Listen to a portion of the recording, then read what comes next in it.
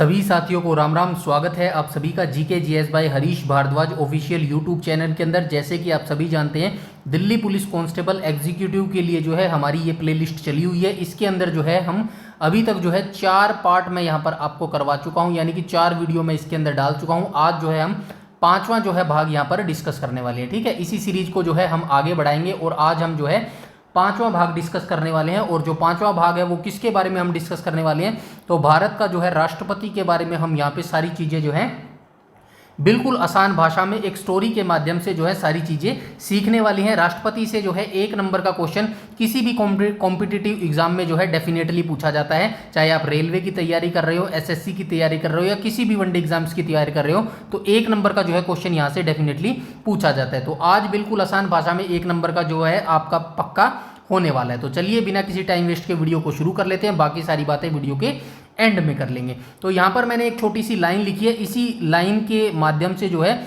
ये एक स्टोरी को दर्शाती है, एक छोटी सी लाइन। ठीक है, इसी स्टोरी के माध्यम से जो है हम सारे अनुच्छेद यहाँ पर डिस्कस करने वाले हैं। सबसे पहले मैं आपको बता देता हूँ, जो है 1 से 4 भाग जो है मैं कंप्लीट करवा चुका हूँ और अनुच्छेद 1 से लेके 51 तक जो है वो भी मैं कंप्लीट करवा चुका हूं। तो अगर आपने वीडियो नहीं देखी है तो इसी वीडियो के डिस्क्रिप्शन में आपको पूरी प्लेलिस्ट मिल जाएगी, वहां से जो है सारी चीज़ें आप देख सकते हैं। ठीक है, तो राष्ट्रपति का जो वर्णन किया गया है हमारे संविधान में, ये किस भाग के अंतर्गत किया गया है, तो ये भाग 5 के अंतर्गत जो है राष्ट्रपति का वर्णन किया गया है। अब हम चलते हैं उस लाइन के ऊपर जो है हमारी स्टोरी को दर्शाती है।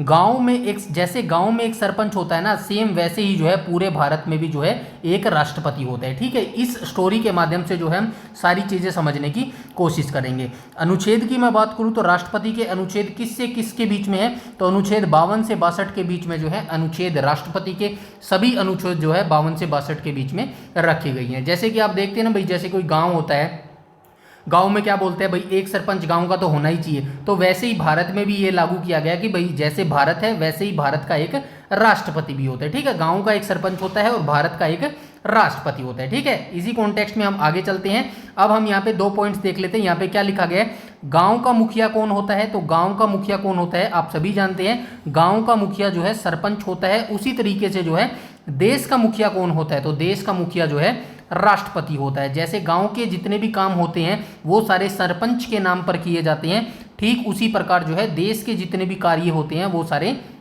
राष्ट्रपति के नाम पर जो है किए जाते हैं। ठीक है, और जो है गांव के कॉन्टेक्स्ट की मैं बात करूं तो गांव के जो है काम जो है कौन करती है, तो गांव के जितने भी काम होती है वो सारी पंचायत करती है। ठीक है, गांव के जितने भी कार्य हैं वो पंचायत करती है। वहीं मैं भारत देश की मैं बात करूं तो भारत के जितने भी एग्जीक्यूटिव यानी कि जितने भी कार्य होते हैं वो कौन करती है, वो संसद करती है। ठीक है, अब गांव की बात करें तो गांव के अपने कुछ नियम व कायदे होते हैं। उसी प्रकार जो है भारत का जो नियम और कायदा है सबसे बड़ा, वो कौन सा हो जाएगा, भारत का अपना संविधान हो जाएगा। आई होप यहाँ तक बिल्कुल आसान भाषा में जो है चीज़ें आपको समझ आई होगी। ठीक है, इसके बाद हम चलते हैं आगे, हम अनुच्छेद देखते हुए चलते हैं। ठीक है, अनुच्छेद 52 में क्या कहा गया है, बिल्कुल सिंपल सा ये अनुच्छेद रखा गया है। 52 अनुच्छेद क्या कहता है, सिर्फ ये इतना कहता है जैसे कि गांव का एक सरपंच होगा वैसे ही जो है भारत का एक राष्ट्रपति होगा। बिल्कुल सिंपल सी चीज एक लाइन में कंप्लीट की गई है कि अनुच्छेद 52 कहता है भारत का एक राष्ट्रपति होगा। ठीक है, इसके बाद हम चलते हैं आगे, और आगे यहाँ पे क्या कहने की कोशिश की गई है, अनुच्छेद यहाँ पर 53 में क्या कहने की कोशिश की गई है, अनुच्छेद 53 को देख लेते हैं। अनुच्छेद 53 में जो है कार्यपालिका शक्ति का जो है जिक्र किया गया है। तो कार्यपालिका शक्ति क्या होती है, सारी शक्ति जो है राष्ट्रपति में निहित है। ठीक है, आप सभी जानते हैं राष्ट्रपति के पास बहुत सारी जो है शक्तियां हैं, लेकिन जो है उसका यूज राष्ट्रपति नहीं करता है। अभी जैसे मैंने ऊपर बताया कि जितने भी कार्य होते हैं ना वो राष्ट्रपति नहीं करता है। राष्ट्रपति के नाम पर जो है भारत के जितने भी जो प्रधानमंत्री होता है, मतलब जो सत्ता में होता है, जिसकी सरकार सत्ता में होती है वो हो गया, या उसके द्वारा नियुक्त जो मंत्री परिषद होती है, वो सारे जितने भी कार्य भारत के होते हैं ना वो सारे जो है राष्ट्रपति के नाम पर ही किए जाते हैं। इसीलिए अनुच्छेद 53 में ये कार्यपालिका शक्ति है, सारी शक्ति राष्ट्रपति में निहित होती है, लेकिन असली काम जो है प्रधानमंत्री प्लस मंत्री परिषद जो है करती है। ठीक है, आपको सभी को पता होगा सत्ता में जो सरकार होती है वो प्रधानमंत्री जो है होते हैं और उन्हीं के द्वारा जो है ये मंत्री परिषद नियुक्त की जाती है। तो अनुच्छेद 53 क्या संदर्भित करता है, तो ये कार्यपालिका शक्ति से जो है संबंधित हो जाएगा। उसके बाद ये जो मेन पॉइंट यहाँ पर नोट करके लिखा गया ना, ये सबसे ज्यादा इंपॉर्टेंट है। इसमें क्या लिखा गया तो आइए देख लेते हैं।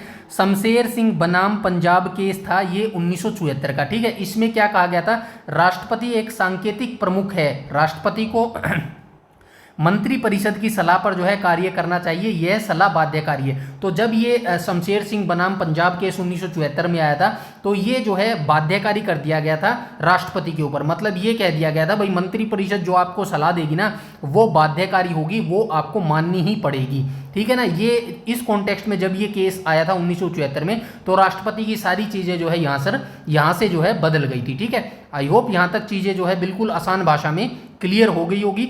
इसके बाद हम चलते हैं अनुच्छेद 54 के ऊपर।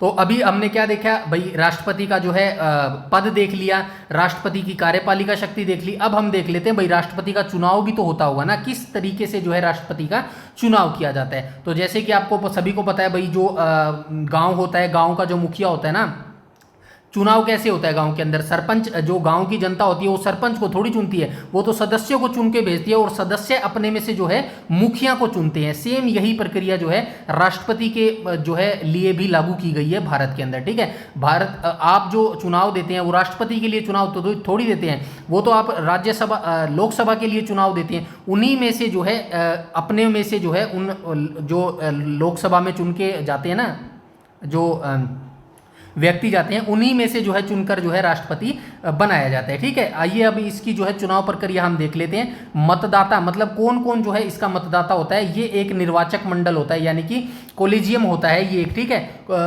एक निर्वाचक मंडल होता है, इसी के जरिए मतलब जो लोकसभा और राज्यसभा के जो सदस्य होते हैं ना, उन्हीं के द्वारा जो है इसके अंदर जो है चुनाव किया जाता है। मतलब उन्हीं के सदस्य, फॉर एग्जाम्पल जैसे गाँव के कॉन्टेक्स्ट में आपको समझाऊं कि जैसे कि आपने सदस्य चुन लिए, ठीक है, आपने जो है गांव के सदस्य चुन लिए, मतलब सदस्य का ही चुनाव होता है ना, सरपंच का थोड़ी चुनाव होता है। सदस्यों में से ही जो है क्या चुना जाता है, सदस्यों में से ही जो है सरपंच को चुना जाता है। सेम यही पर्पज जो है आप भारत के कॉन्टेक्स्ट में यूज कीजिएगा, ठीक है। एक निर्वाचक मंडल बैठता है जिसमें राज्यसभा, लोकसभा और विधानसभा के जो है विधायक जो है उसके अंदर भाग लेते हैं। सदस्य की बात करूं तो यहाँ पे सेम वही लिखा गया है, निर्वाचित सांसद और विधायक, ठीक है। राज्यसभा और लोकसभा के जो है सांसद और जो है विधानसभा की जो है विधायक इस जो है चुनाव के अंदर, यानी कि राष्ट्रपति के चुनाव के अंदर जो है हिस्सा लेते हैं, ठीक है।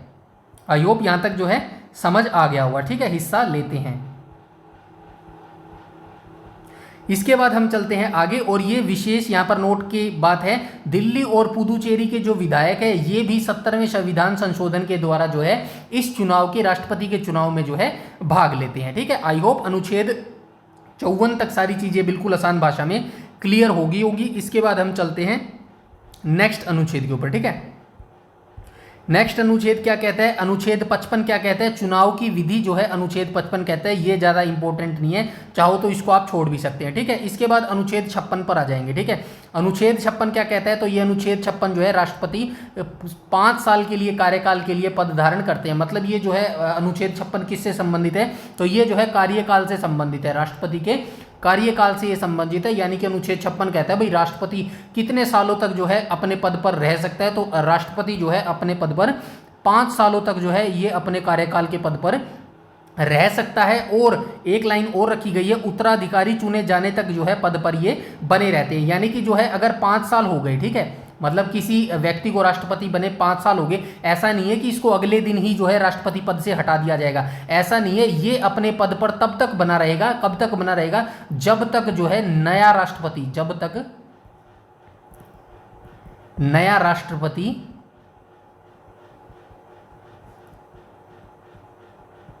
नियुक्त नहीं हो जाता, ठीक है। ये चीज आप याद रखेंगे। तो ये जो राष्ट्रपति है ये तब तक अपने पद पर बना रहेगा जब तक जो है नया जो है राष्ट्रपति नहीं नियुक्त हो जाता। मतलब ये जो सीट है राष्ट्रपति की, ये जो है एक दिन के लिए भी खाली नहीं छोड़ी गई है, ठीक है। इसके बाद हम चलेंगे नेक्स्ट अनुच्छेद नंबर 57 पर। अनुच्छेद 57 क्या कहते हैं,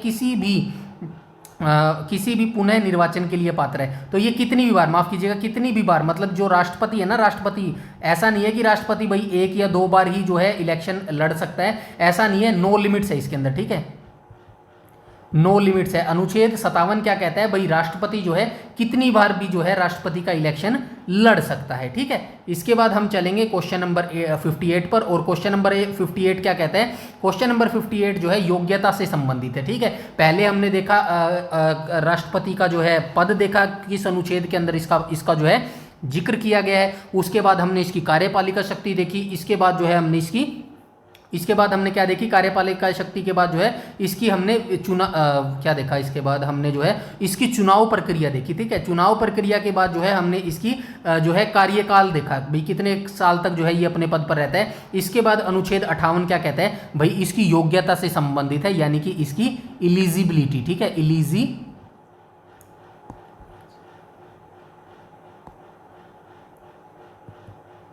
ठीक है, इलिजिबिलिटी से संबंधित है, मतलब कौन कौन सा जो है क्या क्या इसके अंदर जो है क्वालिफिकेशन होनी चाहिए। 4 क्वालिफिकेशन बताई गई हैं, बिल्कुल आसान सी है।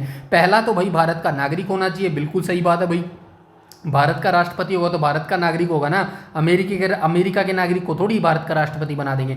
दूसरी क्वालिफिकेशन क्या होनी चाहिए भाई, 35 वर्ष से जो है इसकी आयु अधिक होनी चाहिए। तीसरी क्वालिफिकेशन क्या होना चाहिए, लोकसभा सदस्य बनने की जो है योग्यता इसके पास होनी चाहिए, और जो है कोई भी लाभ का पद जो है कोई भी लाभ का पद पर जो है यह नहीं रहना चाहिए। मतलब जब ये राष्ट्रपति पद की शपथ लेते हैं तो उसी दिन से जो है ये किसी और अन्य पद पर जो है नहीं रहनी चाहिए। ये 4 जो है बेसिक छोटी जो है योग्यता ये अनुच्छेद 58 के अंदर जो है बताई गई है। इसके बाद हम अनुच्छेद 59 को देखें तो अनुच्छेद 59 में क्या कहा गया, इसकी पद की शर्तें बताई गई हैं भाई, जैसे राष्ट्रपति संसद या विधानसभा का सदस्य नहीं रह सकता, ठीक है। अनुच्छेद 59 में ये इसकी जो है पद की शर्तें बताई गई हैं, ठीक है।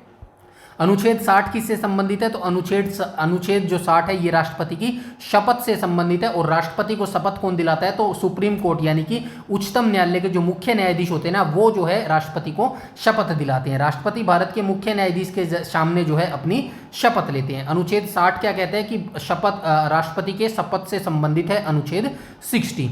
इसके बाद हम आ जाएंगे अनुच्छेद 61 पर, ठीक है। अब जब शपथ ले लिया तो भाई ऐसा भी हो सकता है कोई जो राष्ट्रपति है भारत का वो जो है अपने लक्ष्य से भटक जाए या फिर भारत का गलत काम कर दे भारत का, तो क्या ऐसे ही कोई प्रक्रिया है कि भाई राष्ट्रपति को अपने पद से हटाया जा सकता है? बिल्कुल ऐसी प्रक्रिया है जिसको महाभियोग के नाम से जानते हैं। अनुच्छेद 61 के अंदर जो है आपको ये प्रोसेस देखने को मिलेगी। ये प्रोसेस इतनी जटिल बनाई गई है, इतनी कठिन बनाई गई है कि महाभियोग जो है आज तक इतिहास में भारत के किसी भी राष्ट्रपति पर जो है सफल महाभियोग जो है नहीं लागू हुआ है, ठीक है। ये बहुत ही जटिल प्रक्रिया है, आइए एक एक करके मैं समझा देता हूँ। अनुच्छेद 61 किससे संबंधित है, तो ये राष्ट्रपति पर महाभियोग लगाने से संबंधित है।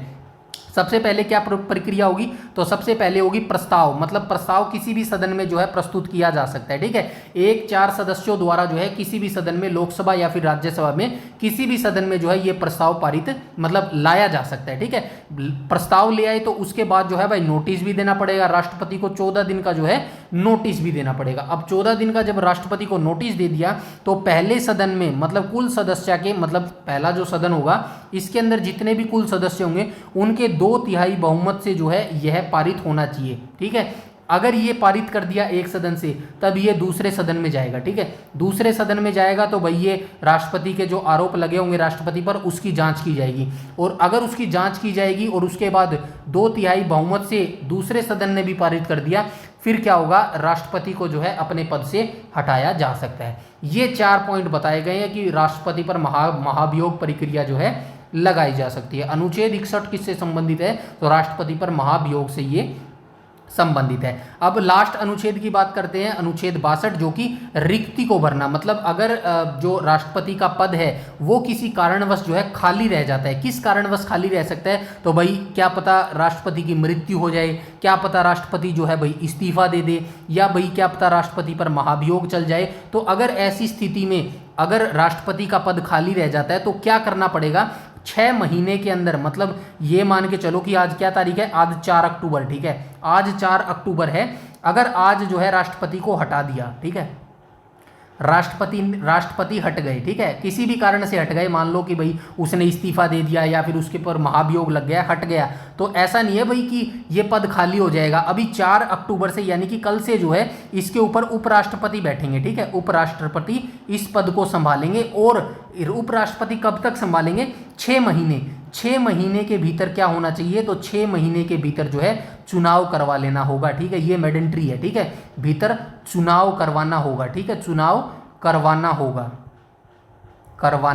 होगा राष्ट्रपति पद का, ठीक है, राष्ट्रपति पद का जो चुनाव है 6 महीने के भीतर जो है करवाना होगा। यही चीज यहां पर लिखी गई है भाई, मृत्यु में, इस्तीफा में या फिर महाभियोग लगने पर जो है अगर राष्ट्रपति का पद खाली हो जाता है तो 6 महीने के भीतर जो है चुनाव करवाना होगा और तब तक जो है इस पद पर जो है उपराष्ट्रपति जो है कार्य करेंगे। ये सारी चीजें हमने देख ली, अनुच्छेद 52 से 62 के बीच में राष्ट्रपति के सारी चीजें हमने देख ली, राष्ट्रपति की शक्तियां हमने देख ली, राष्ट्रपति का कार्यकाल हमने देख लिया, राष्ट्रपति पर महाभियोग हमने देख लिया, सब कुछ देख लिया हमने। अब हम देख लेते हैं कि भाई इससे हमें क्या पता चलता है, भाई राष्ट्रपति जो है कार्यकारी प्रमुख है, लेकिन जो है वास्तविक जो शक्ति है वो किसके, वास्तविकता जो शक्ति है वो जो है प्रधानमंत्री और जो है मंत्रिपरिषद के पास में अवस्थित है, ठीक है, कार्यकारी जो है प्रमुख होता है। लेकिन एक चीज हम मानेंगे, चाहे राष्ट्रपति जो है कार्यकारी प्रमुख होता हो, लेकिन जब आपातकालीन की स्थिति आ जाती है ना, तब राष्ट्रपति ही जो है सबसे महत्वपूर्ण जो है व्यक्ति बन जाता है। कैसे बन जाता है? तो आइए वो भी मैं आपको बिल्कुल छोटी फॉर्म में आपको बता देता हूं। राष्ट्रपति की जो है प्रमुख शक्तियां कौन कौन सी होती है, तो आइए एक एक करके ये भी देख लेते हैं।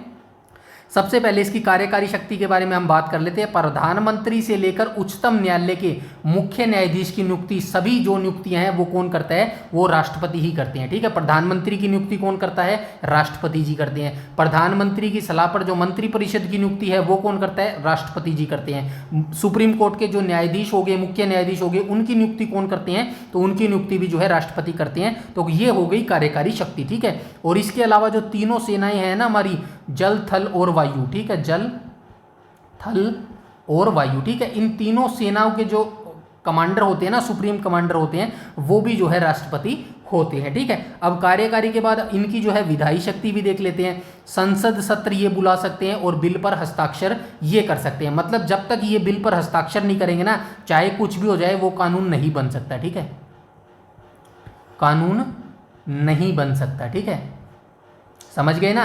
मतलब अगर कोई सरकार, वर्तमान में जैसे कोई सरकार है, अब आप सभी जानते हैं नरेंद्र मोदी जी की सरकार है, पूरे भारत में लगभग मैच्योरिटी की ही सरकार है एक किस्म से, मान के चलिएगा।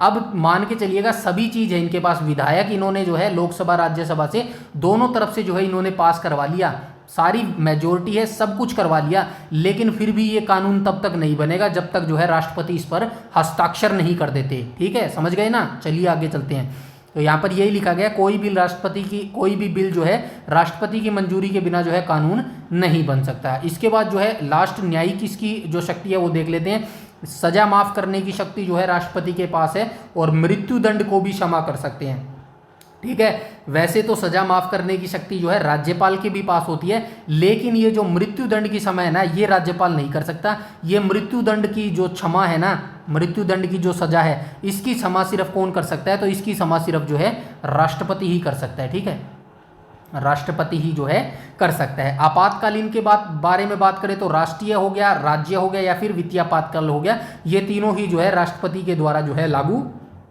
किए जाते हैं। राष्ट्रीय आपात की बात करूं तो अनुच्छेद 352 के तहत लगाया जाता है। राज्य आपातकाल की बात करूं तो ये अनुच्छेद 356 के तहत लगाया जाता है और वित्तीय आपातकाल की बात करूं तो अनुच्छेद 360 के तहत लगाया जाता है। अब आपके लिए मैं इस वीडियो के एंड में एक क्वेश्चन छोड़ के जा रहा हूं, आप मुझे ये बताएंगे कमेंट सेक्शन में कमेंट करके, भारत में अब तक कितनी बार